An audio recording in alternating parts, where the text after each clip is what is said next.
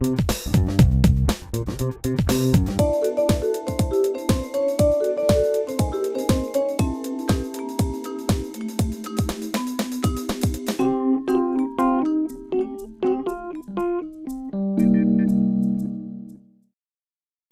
dit Égypte, bien sûr, dit Champollion. Il n'a jamais vu la pierre de Rosette. Il n'a travaillé que sur des reproductions qui ont été faites. Ouais. Parce que elle est partie de toute façon à la fin de la guerre, si je puis dire, entre la France et l'Angleterre, là-bas en Égypte. La pierre de Rosette a été embarquée par les Anglais et elle siège au British Museum et elle dit toujours. Voilà. Donc Champollion n'a travaillé que sur des reproductions. Ça l'a pas empêché de découvrir quand même Lady. Voilà. On a parlé des savants bourguignons, notamment pour nous, on va dire Caresti puisqu'il est avallonné. Mais effectivement, il y a eu Monge, il y a eu Vivant Denon.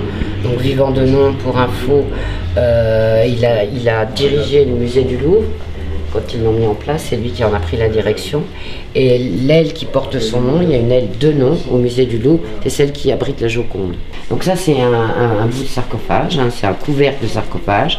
Donc ce qui est intéressant, bien sûr, il y a Osiris, c'est intéressant, et surtout l'intérieur du couvercle, où on a effectivement les bandelettes, donc tout le travail, et qui était recouvert de plats, de stuc, et après peint. Voilà. Un exemple de papyrus, voilà. Donc il est sous vitre, voilà, protégé. Là vous avez un miroir égyptien. Donc les femmes se miraient, si je puis dire, voilà, dans ce miroir. Donc la petite statuette, représentation féminine, c'est le manche. C'était poli, le disque, donc qui peut symboliser le disque solaire, et elles se miraient dedans ce fameux disque. Voilà. Oui, les Égyptiennes étaient très coquettes et faisaient très attention à leur paraître, si je puis dire. Donc tout ça sont des reproductions du Louvre, une statuette de pharaon. On n'a pas retrouvé son nom. Un petit prêtre en prière, voilà, avec les bras levés vers le ciel. Ça, c'est aussi un prêt du musée de la Vallonnée. C'est l'ensemble du nécessaire de toilette qui a été offert par Bonaparte à Nicolas Caresti avant qu'il parte en Égypte. Ça, c'est sa trousse d'ingénieur, de voyage aussi. Donc, bon, on n'a pas tout sorti, mais tu vois qu'il y a des petits compas, des métrages, c'est vraiment la trousse, voilà, mais le kit. Voilà, du voyage. Là, on a une reproduction, voilà, d'un livre de la bibliothèque d'Avallon, donc pour une reproduction en couleur, simplement pour montrer la vivacité des couleurs. Ça, c'est la déesse chat, donc la déesse Bastet. Pareil, c'est de reproduction bien sûr. Et là, on est dans l'univers d'Akhenaton. Ouais. Akhenaton, donc c'est le pharaon hérétique qui est passé au monothéisme, si je puis dire, avec Aton. Donc c'est sa femme, Néfertiti, qui est là.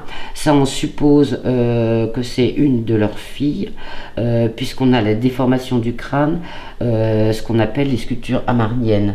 Donc c'est l'époque d'El Amarna. El Amarna était la capitale d'Akhenaton. Dans la grammaire de Champollion, donc on a mis la couverture bien sûr pour montrer comment elle était. Donc on a des pages en couleur manuscrites et annotées par Champollion lui-même.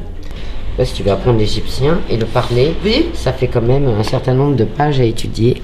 Ça, c'est des petites statuettes donc, qui ont été également prêtées par le musée.